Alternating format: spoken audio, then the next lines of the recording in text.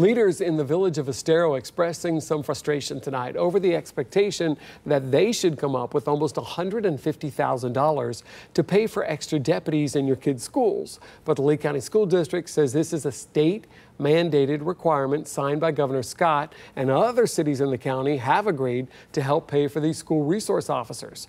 For In Your Corner's Carl Fortier is in Estero with more on this debate and getting a response from Lee County. Carl?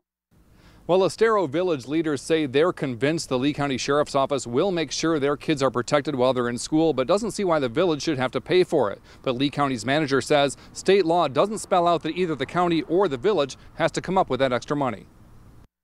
Unfortunately, in the day and age that we live in today, the safety of our children is at peril.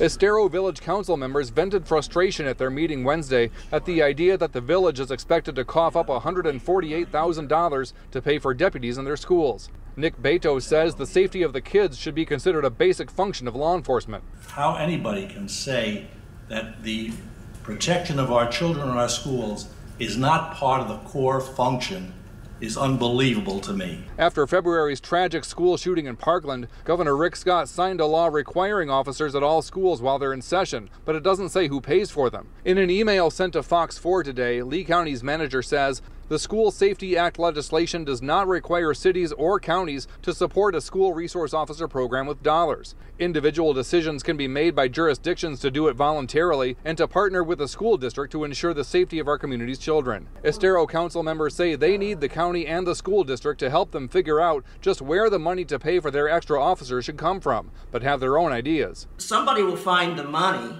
to pay for these resources, and personally, I think the county owes it to us. I think the school system should go to the legislatures and say this is an unfunded mandate that we don't want.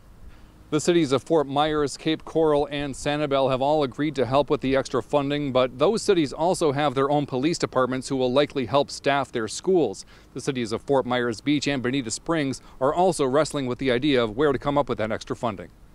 In Estero, Carl Fortier, Fox 4, In Your Corner.